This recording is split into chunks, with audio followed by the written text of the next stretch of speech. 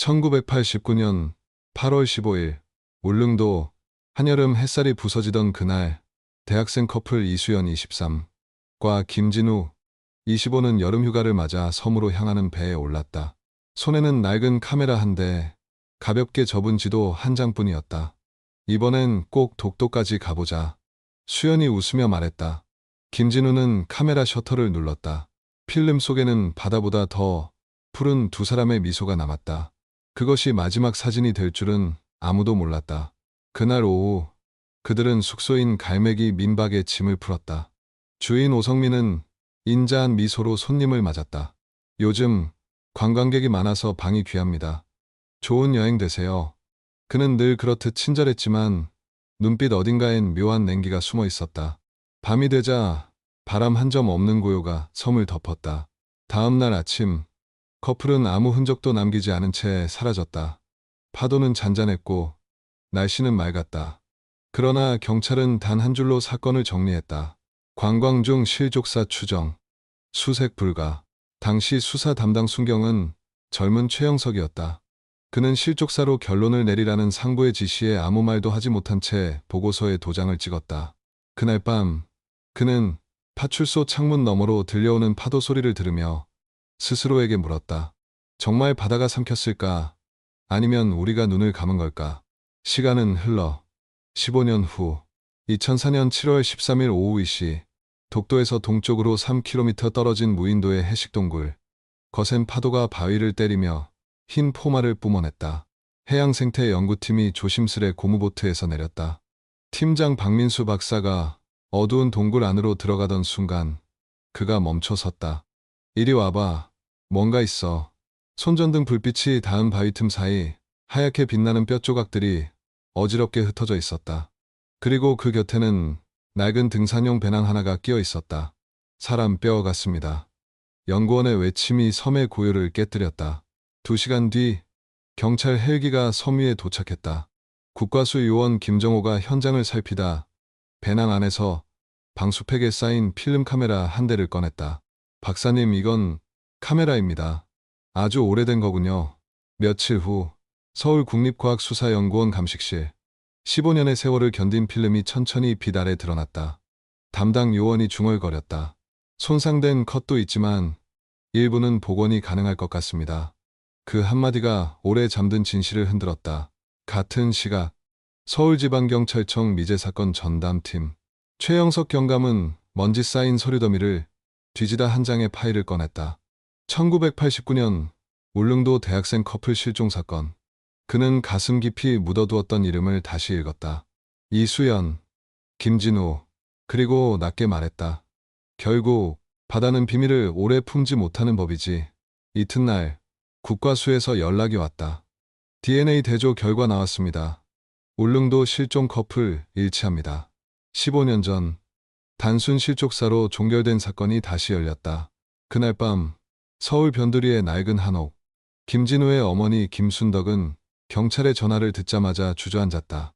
아이고, 내 새끼야. 이제야 돌아왔구나. 할머니의 울음은 창문 너머로 번져갔다. 최영석은 할머니의 손을 잡고 조심스레 물었다. 혹시 아드님이 남긴 물건이 있을까요? 그녀는 장롱 깊숙한 곳에서 낡은 일기장을 꺼냈다. 진우가 대학 다닐 때 썼던 거예요. 난 15년 동안 이거 붙잡고만 살았어요. 최영석이 마지막 페이지를 펼쳤을 때 급하게 휘갈긴 문장이 눈에 들어왔다. 수연이의 비밀, 우리가 과연 감당할 수 있을까? 그의 손끝이 떨렸다.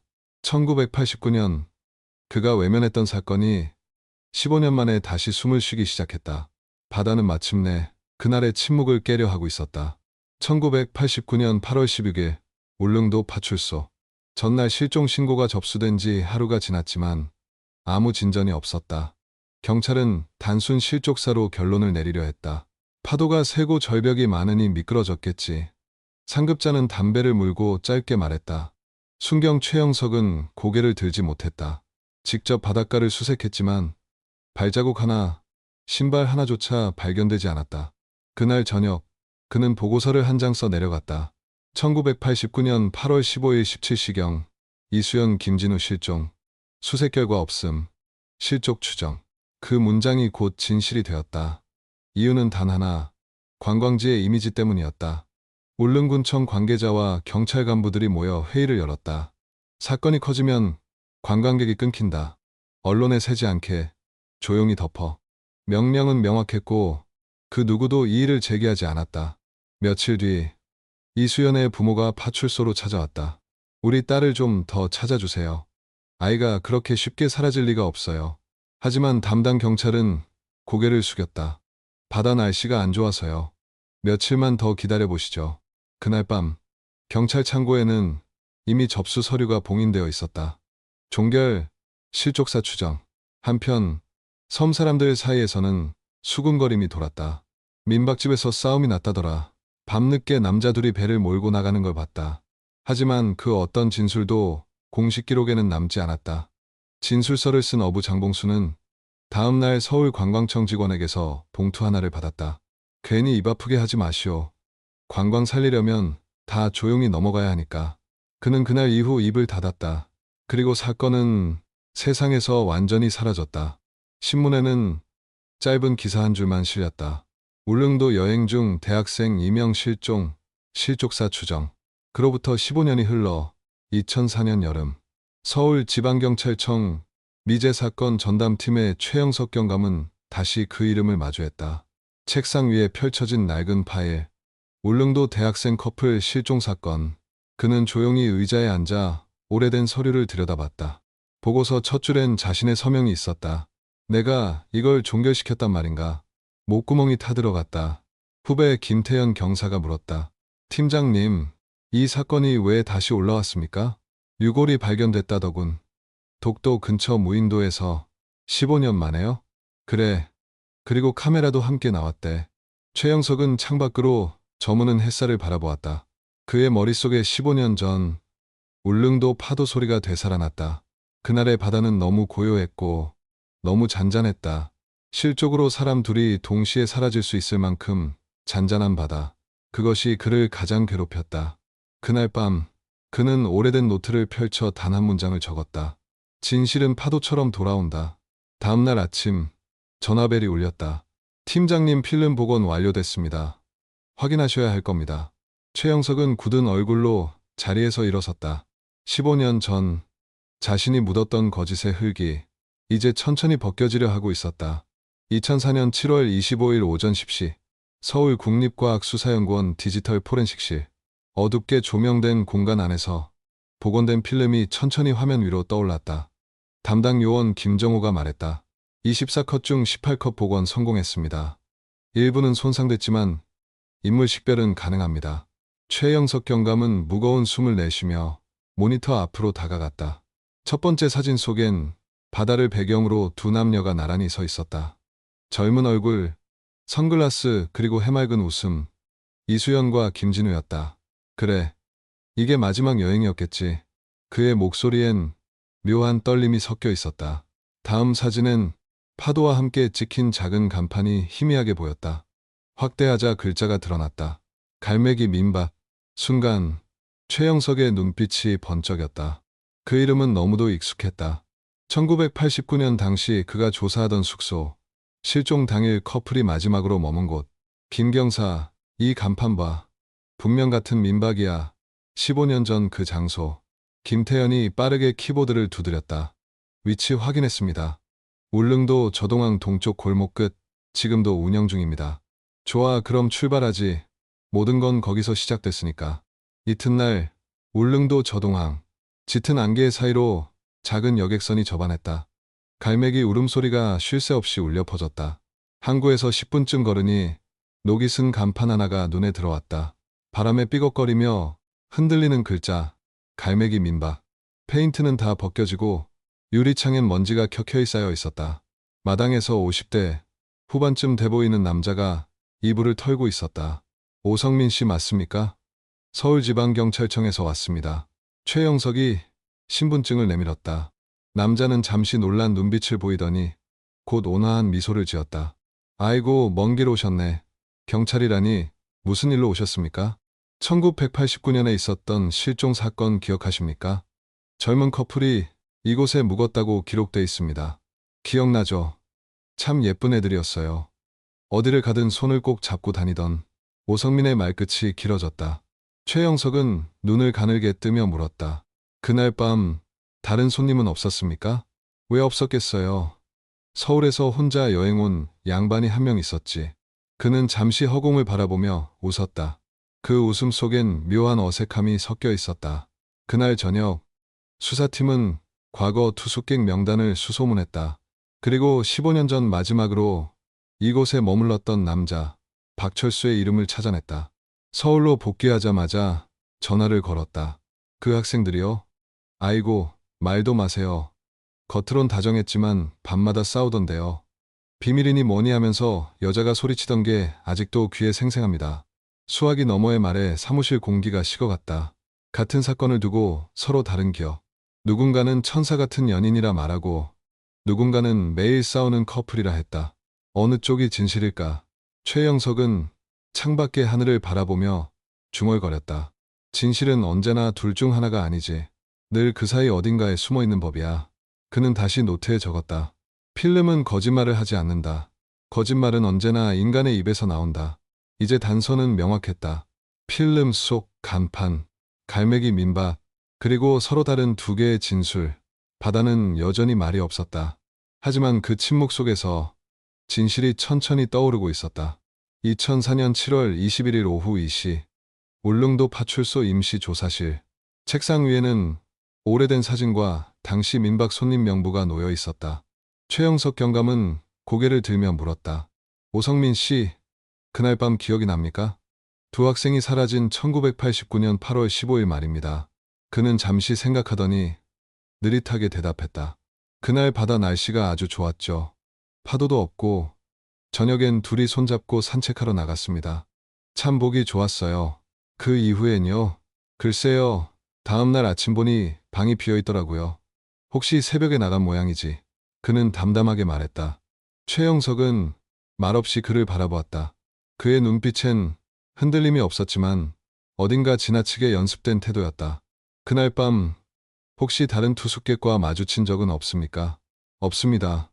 다들 일찍 잠들었어요. 박철수 씨라는 손님이 계셨던 걸로 알고 있습니다. 그 순간 오성민의 미소가 딱 굳었다. 그 사람 기억 안 납니다. 확실합니까? 예. 그의 짧은 대답에 냉기가 돌았다. 같은 시각 서울에서는 김태현 경사가 박철수의 집을 찾고 있었다. 그는 오래된 전화를 붙잡고 기다리던 사람처럼 반가워했다. 아, 경찰이요? 그 일이라면 잊을 수가 없죠. 당시 상황을 자세히 말씀해 주시겠습니까? 박철수는 담배를 비벼 끄며 말했다. 밤마다 싸움 소리가 들렸어요. 여자가 그 비밀 이제 다 말하겠어라고 소리치는 것도 들렸고 남자는 계속 달래더군요. 그 다음 날 그 방은 텅 비어 있었어요. 김태현은 수첩을 덮으며 중얼거렸다.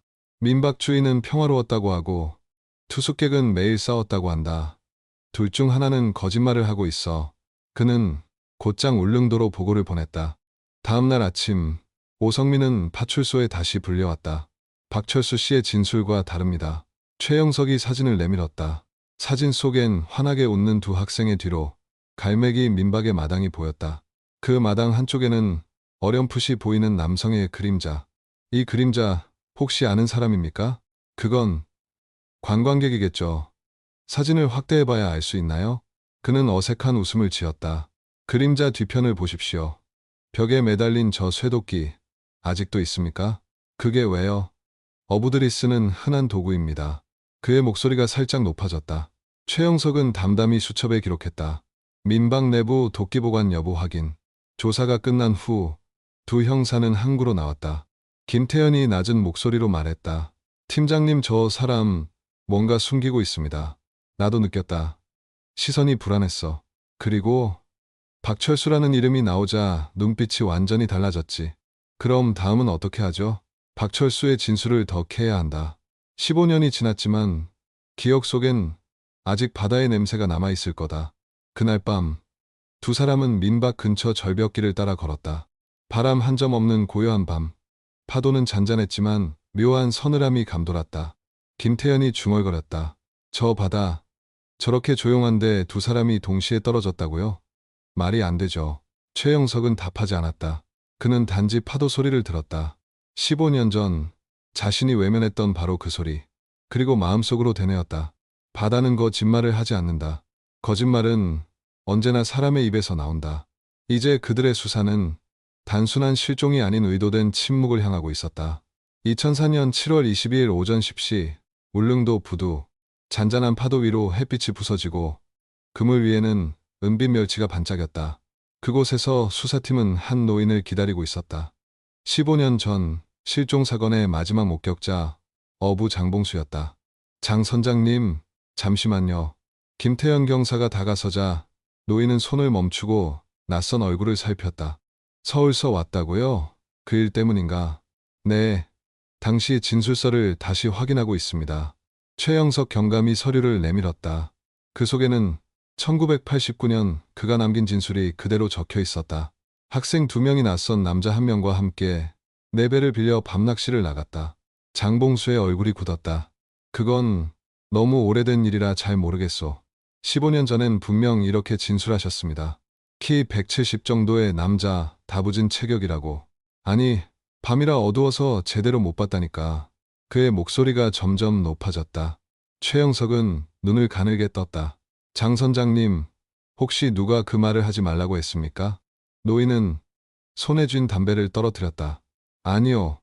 그냥 기억이 흐릿할 뿐이요. 하지만 그의 시선은 끊임없이 부두 뒤편 민박집 방향으로 향했다. 최영석은 짧게 고개를 끄덕였다. 김경사, 더 묻지 마. 이분은 아직 준비가 안 됐어. 두 사람은 자리를 떠났지만 노인은 그 자리에 한동안 멍하니 서 있었다. 그의 주름진 손끝이 미세하게 떨리고 있었다.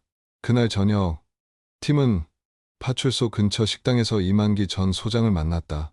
은퇴 후에도 여전히 경찰 제복을 그리워하던 그는 소주잔을 비우며 깊은 한숨을 내쉬었다. 그때 정말 미치고 환장할 노릇이었어. 제대로 수사하고 싶었는데 위에서 어찌나 눌러대던지. 어떤 압력이었습니까? 관광 이미지 망친다고 말이지. 도청에서도 경찰청에서도 전화가 왔어. 결국 실족사로 종결시키라는 명령이 떨어졌지. 이만기의 눈빛이 흔들렸다. 그땐 나도 젊었고 현실이 무서웠지. 이젠 매일 그 죄책감 때문에 술 없이 못 자. 최영석은 아무 말 없이 잔을 비웠다. 그의 속에서도 같은 죄책감이 불타고 있었다. 그가 마지막으로 사건을 본 날, 바다는 고요했고 그 침묵은 오랫동안 그의 귀에 남아 있었다. 다음 날 아침, 김태현 경사가 서류를 들고 달려왔다. 팀장님, 1989년 8월 15일에 울릉도 기상자료입니다. 최영석이 자료를 펼쳐보자 수치가 눈에 들어왔다. 평균 풍속 1점, 이메스, 파고 0.5, 시야 20km. 김태현이 말했다. 이런 날씨면 파도는 잔잔했고 발을 헛디뎌 떨어질 가능성은 거의 없습니다. 최영석은 잠시 눈을 감았다. 그럼 실족사는 불가능했다는 말이군. 예, 누군가 의도적으로. 김태현의 말이 끝나기도 전에 최영석은 서류를 덮었다. 결국 누군가가 거짓말을 하고 있다는 뜻이야. 그는 단호하게 말했다. 진실을 덮은 자가 있다면 15년이 지나도 반드시 흔적이 남는다. 그 시각 부두 끝에서 장봉수는 홀로 바다를 바라보고 있었다. 하늘빛이 바다에 스며드는 그 고요한 오후, 그의 눈가에는 미세한 주름이 잡혀 있었다. 그리고 마침내 그는 낮은 목소리로 혼잣말을 했다. 그날 그 학생들이랑 오 사장 아들이랑 배에 같이 탔었지. 15년 동안 입을 닫았던 어부의 고백은 바람에 실려 흩어졌다. 그 말 한마디가 곧 잊힌 사건을 다시 살아 숨쉬게 만들고 있었다.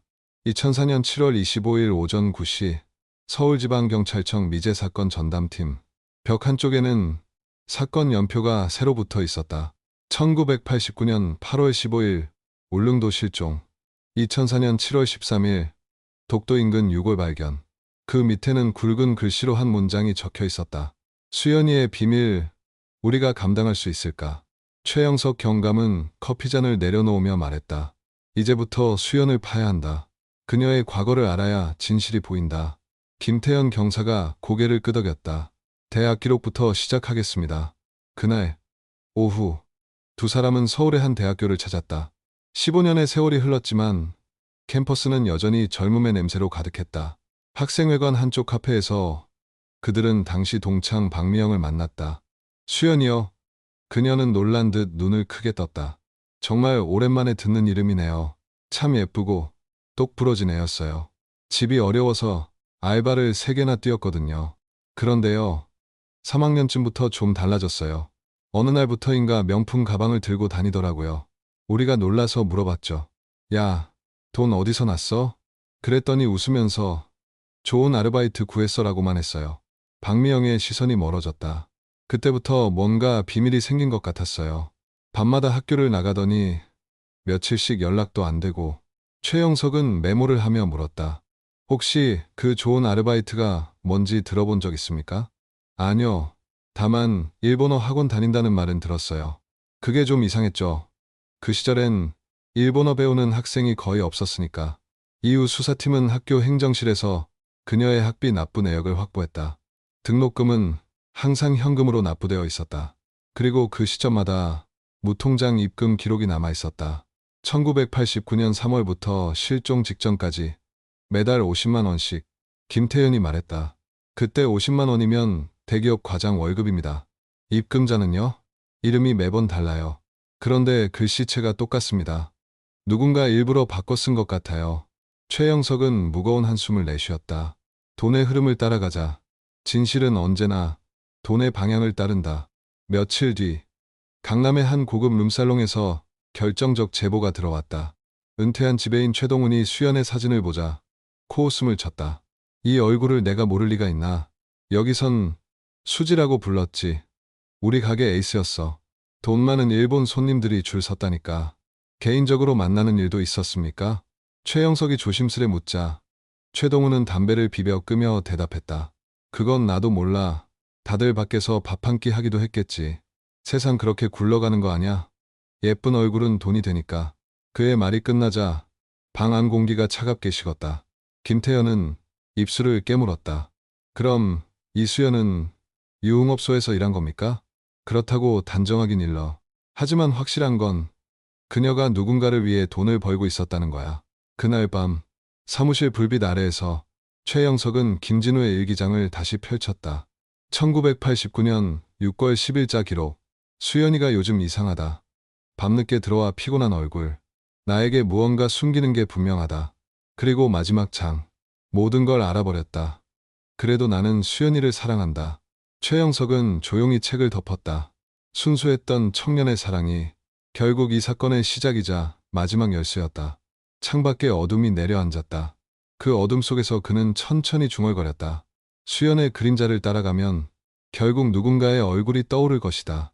2004년 7월 28일 오후 3시 서울지방경찰청 포렌식 분석실. 김태현 경사가 수북이 쌓인 금융거래 내역서를 들고 뛰어들었다.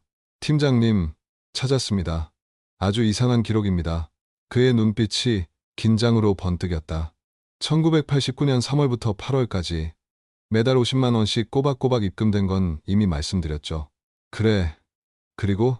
그런데 실종 직전 8월 8일 마지막으로 100만 원이 입금됐습니다. 입금자 이름은 오태석입니다. 순간 사무실이 고요해졌다. 최영석 경감은 천천히 고개를 들었다. 오태석.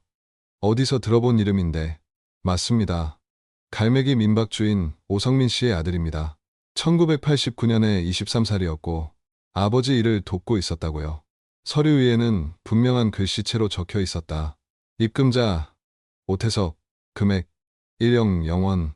최영석은 숨을 고르며 말했다. 그 돈, 이유는? 메모란엔 여행경비라고 적혀 있습니다. 여행경비라 실종 일주일 전에 그는 잠시 생각에 잠겼다. 만약 이 돈이 단순한 선물이 아니라면 그날의 배는 이미 계획된 항해였다는 뜻이 된다. 그날 저녁 두 사람은 울릉도 현지 경찰서를 통해 오태석의 당시 행적을 확인했다. 결과는 뜻밖이었다. 당시 육지로 나가 있었다. 아버지 심부름 중. 즉, 완벽한 알리바이였다. 하지만 최영석은 믿지 않았다. 김 경사, 이건 너무 완벽해. 사람이 무언가를 감추려면 항상 완벽한 이야기를 만들어 놓기 마련이지. 며칠 뒤 김태현은 서울 강남 일대를 탐문하던 중 새로운 제보자를 만났다. 15년 전 강남 최고급 룸살롱의 전 지배인 최동훈이었다. 아, 그 아들놈 말이지. 가끔 일본 손님들하고 같이 왔었어. 돈 씀씀이가 컸지. 아버지가 민박한다면서도 언제나 명품 구두 신고 다녔어. 그는 담배를 비벼 끄며 말을 이었다. 그 집 그냥 민박이 아니었어. 일본하고 물건 주고받는 창구였지. 다들 알면서도 모른 척했어. 그 말에 김태현은 숨을 삼켰다. 밀수? 그래, 바다 건너 거래. 배로 물건 실어 나르고 돈은 서울에서 세탁했지. 최영석은 제보 보고서를 읽으며 천천히 말했다. 그럼 이제 퍼즐이 맞춰지는군. 오성민은 섬에서, 오태석은 육지에서 돈을 관리했다. 그는 지도 위에 표시를 했다. 울릉도, 독도, 무인도, 세 점을 이으면 사건의 흐름이 마치 하나의 선처럼 이어졌다. 잠시 후 전화벨이 울렸다. 팀장님, 독도 근처 무인도에서 발견된 유골의 위치입니다. 지도 위 붉은 점이 반짝였다. 그 섬, 오성민이 자주 이용하던 어장이었습니다. 최영석의 손끝이 미세하게 떨렸다. 그래, 이제 드러나는군. 이 사건은 단순한 사랑의 비극이 아니야. 돈, 밀수, 그리고 살인, 모든 게 얽혀 있었어. 그는 깊은 숨을 내쉬었다. 책상 위에는 이수연의 사진 한 장이 놓여 있었다. 젊고 아름다운 미소. 하지만 그 미소 뒤에는 아무도 모르는 어둠이 있었다. 최영석은 조용히 중얼거렸다. 마지막 100만 원. 그건 사랑의 값이 아니라 죽음의 계약금이었다. 창밖으로 저녁 노을이 번졌다. 그리고 그 붉은 빛 속에서 그날의 바다 냄새가 다시 떠올랐다.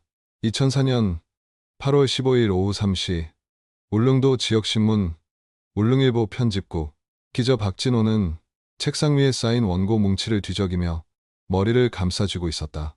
15년 전 실종 사건이라 이제 와서 다시 들추면 뭐가 달라질까. 그때 전화벨이 요란하게 울렸다. 박 기자요? 거친 숨소리와 함께 낮고 쉰 목소리가 들려왔다. 나 15년 전 그 학생들 사건에 대해 할 말이 좀 있어. 누구십니까? 오성민 밑에서 일하던 사람이요. 그놈 밑에서 개처럼 일하다가 빵에 갔다 왔지. 박진호의 손이 떨렸다. 지금 어디 계십니까? 직접 만나 뵙고 싶은데요. 안 돼. 그 인간 귀가 얼마나 밝은데. 그냥 듣기만 하시오.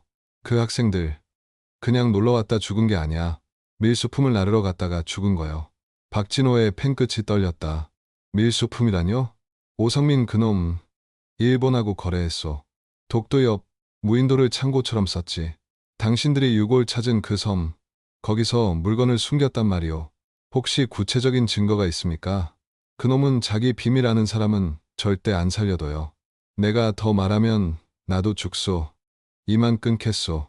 또 수화음만 남았다. 박진호는 잠시 멍하니 있었다가 즉시 최영석 경감에게 전화를 걸었다. 경감님, 들으셨습니까? 밀수 제보입니다.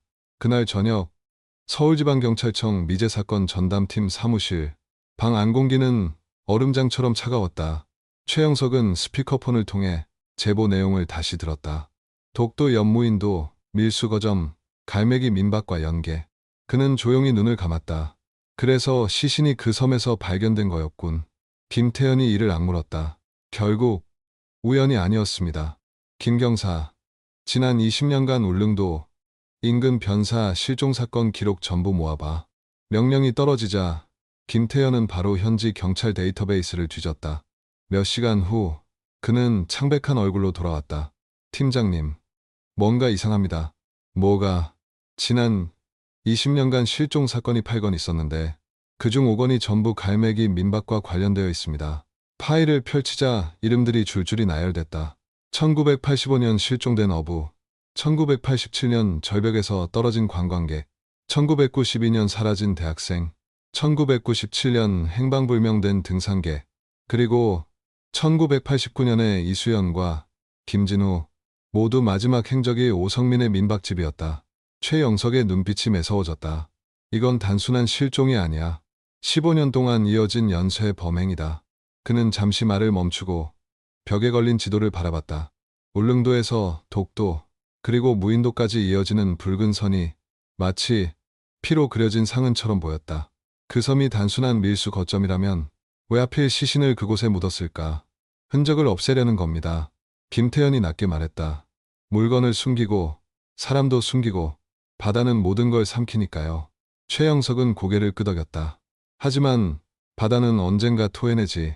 지금처럼. 창밖으로 저녁 바람이 불어왔다. 멀리서 파도 소리가 들려왔다. 그 소리는 마치 15년간 잠들어 있던 진실이 서서히 깨어나는 소리 같았다. 최영석은 자리에서 일어나 벽에 써붙은 문구를 바라봤다. 진실은 파도처럼 돌아온다. 그리고 낮게 말했다. 이제 바다는 충분히 기다렸다. 이제 우리가 그 파도를 맞이할 차례다. 2004년 8월 20일 밤 9시 서울지방경찰청 통신감청실. 창문엔 안막이 쳐져 있고 벽식의 초침 소리만 들렸다. 최영석 경감과 김태현 경사가 모니터 앞에 앉아 있었다. 화면에는 두 줄의 이름이 깜빡였다. 오성민, 오태석. 15년 동안 의심만 남긴 부자였다. 녹음은 계속 돌려. 대화 한마디라도 놓치면 안 된다. 최영석이 낮은 목소리로 말했다. 요원은 헤드폰을 고쳤으며 신호를 맞췄다. 삐 하는 소리와 함께 전파가 잡혔다. 오태석, 아버지, 경찰들이 또 찾아왔어요. 오성민, 뭣들 그리 떠들어대는 거야. 오태석, 요즘 기자들도 들쑤시고 다닌다니까요. 오성민, 겁낼 것 없다. 15년이 지났다. 증거도 사람도 다 바다 속이야. 오태석, 그래도 혹시 모르잖아요. 그 창고라도 정리해야 하지 않습니까? 오성민, 그래. 쓸데없는 물건들은 빨리 치워버려라. 그 한마디에 감청실 공기가 얼어붙었다. 김태현이 속삭였다. 창고 정리, 물건 치워버리라. 명백한 증거인멸 시도입니다. 최영석은 눈을 가늘게 떴다. 그 창고가 어디냐? 민박집 뒤편. 15년 전에도 수색했지만 아무것도 안 나왔습니다. 그땐 아무것도 찾을 생각이 없었겠지. 최영석은 즉시 검찰에 압수수색 영장을 신청했다. 그러나 다음날 돌아온 답변은 냉정했다. 증거가 부족합니다. 정황만으로는 영장 발부가 어렵습니다. 사람이 5이나 죽었을지도 모릅니다. 최 팀장님, 대한민국 검사 중 추측만으로 영장 내주는 사람 없습니다. 더 확실한 물증을 가져오세요. 전화가 끊겼다. 침묵. 그리고 낮은 한숨. 김태현이 이를 악물었다. 그럼 어떡합니까? 최영석은 담배를 비벼 끄며 말했다. 직접 증거를 만들면 돼. 그는 유리창 밖으로 어두운 서울 야경을 바라봤다. 멀리 한강의 불빛이 흔들렸다. 오태석을 만나자. 그놈이 아버지보다 약한 골이야. 직접 만나면 위험하지 않을까요? 위험해야 진실이 드러난다. 같은 시각, 울릉도의 밤. 갈매기 민박 뒤편에서 희미한 불빛이 깜빡였다. 오태석이 창고 문을 열고 안으로 들어섰다. 먼지 쌓인 상자들, 낡은 가방, 오래된 철제 캐비닛. 그는 손전등을 비추며 속삭였다. 아버지 말대로 이거 다 없애야 돼. 상자를 열자 오래된 장부와 반쯤 녹슨 쇠사슬이 보였다. 그 순간 그의 얼굴이 하얗게 질렸다. 그 안엔 누군가의 반지, 이름이 새겨진 시계가 들어있었다. 이수연. 오태석은 손을 떨며 상자를 닫았다. 안 되겠다. 이건 나까지 죽일 거야. 그는 황급히 뚜껑을 덮고 밖으로 나왔다. 달빛 아래 그의 얼굴에는 땀인지 눈물인지 모를 물기가 번졌다. 다음날 새벽, 서울 감청실로 새로운 녹취 파일이 도착했다. 오태석, 아버지 창고 다 정리했습니다. 오성민, 확실히 했겠지? 오태석, 예, 그런데 그 반지는요?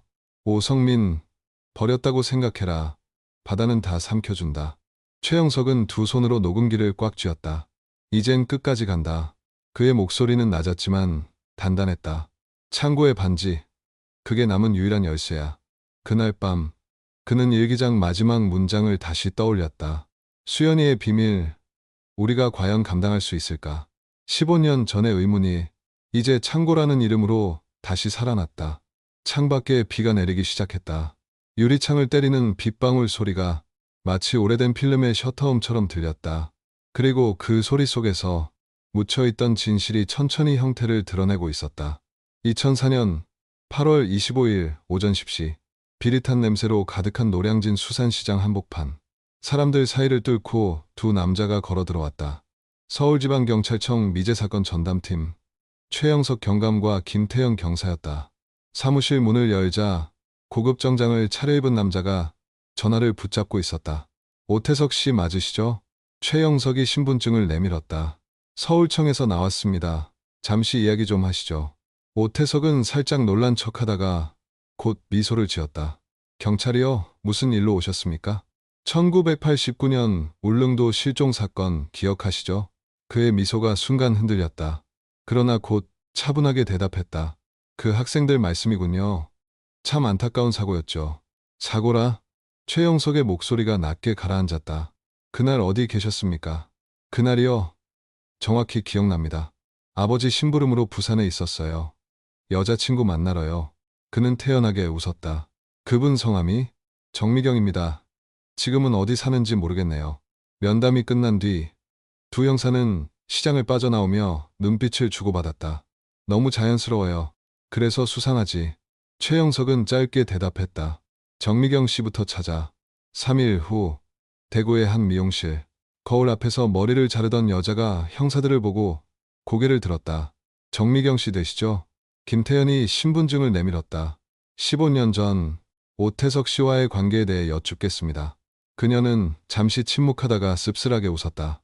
오태석, 그 이름 정말 오랜만이네요. 1989년 8월 15일 부산역 앞에서 만나셨다고 하셨죠? 정미경의 눈이 가늘게 떨렸다. 그날 저녁 7시 약속하셨다고 들었습니다. 그녀는 고개를 저었다. 만난 적 없어요. 두 형사의 눈이 동시에 커졌다. 무슨 말씀이시죠? 그날 전 하루 종일 역 앞에서 기다렸어요. 부모님께 처음 소개하는 날이라 온 가족이 기다렸다고요. 하지만 그 인간은 오지 않았어요. 전화도 없었고 연락도 끊겼어요. 그날 이후로 그 사람은 제 인생에서 사라졌죠. 그녀의 목소리가 떨렸다. 그날이요. 제 인생에서 가장 창피한 날이었어요. 최영석은 조용히 메모를 덮었다. 감사합니다. 정미경 씨. 두 사람은 문을 나서며 서로의 눈빛을 마주했다. 거짓 알리바이. 네. 완전히 무너졌습니다. 서울로 돌아오는 기차 안. 창밖으로 스쳐가는 불빛 사이로 바다가 보였다. 최영석은 낮게 중얼거렸다. 그날 밤 오태석은 부산에 있지 않았다. 그는 아버지와 함께 바다 위에 있었다. 기차가 덜컹거리며 어둠 속으로 들어갔다. 그 속에서 그는 15년 전의 음성을 다시 떠올렸다. 창고 정리해라. 쓸데없는 물건들 치워버려라. 그 물건 속에는 살아있는 인간의 흔적이 섞여 있었던 것이다. 서울역에 도착하자마자 그는 곧장 울릉도행 비행기를 예약했다. 이번엔 끝을 본다. 김태현이 고개를 끄덕였다. 장봉수 선장을 다시 만나야겠죠? 그래, 이번엔 거짓말 못하게 하자. 비행기 창가에서 내려다본 바다는 깊고 어두웠다. 그 아래 수면 속 어딘가에 15년 동안 잠들어 있던 진실이 있었다. 2004년 8월 28일 오전 10시 울릉도 부두 짙은 안개가 항구를 뒤덮고 있었다. 최영석 경감은 모자를 눌러쓰고 천천히 부둣가로 걸어갔다. 그곳에는 낡은 고무장화를 신은 장봉수 선장이 그물을 손질하고 있었다.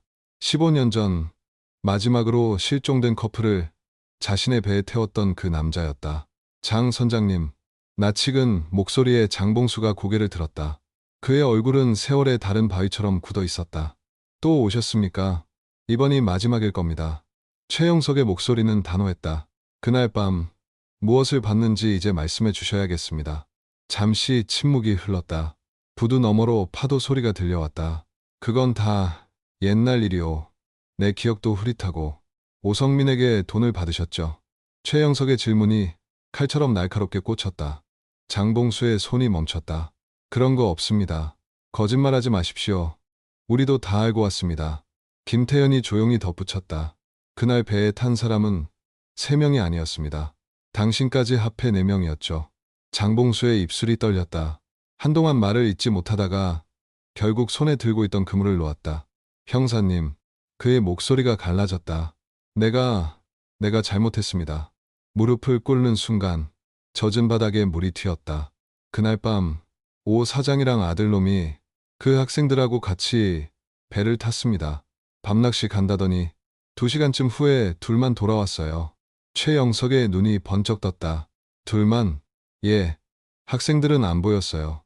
물었더니 육지에 남았다고 하더군요. 하지만 손에 피가 묻어 있었습니다.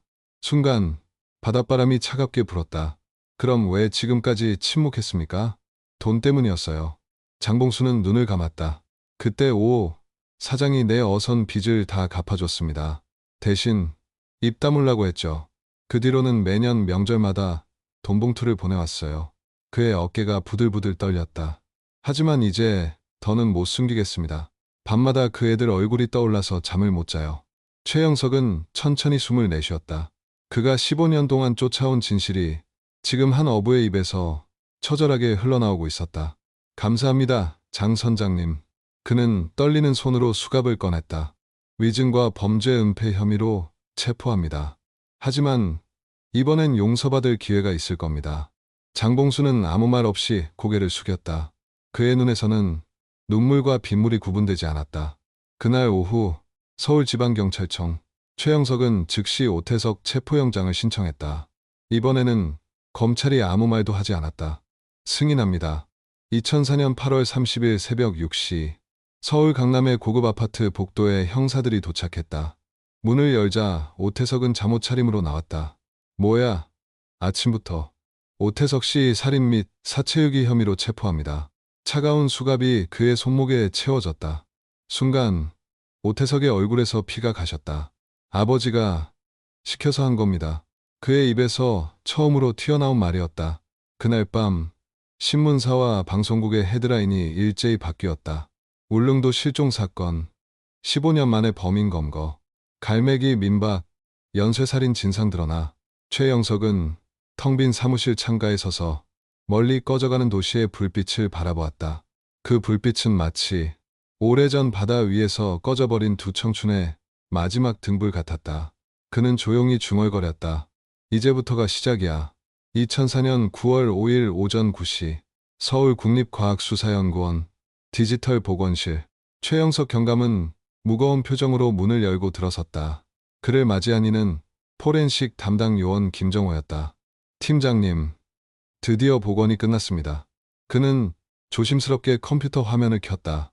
마지막 장, 단 한 컷이지만 모든 걸 말해줍니다.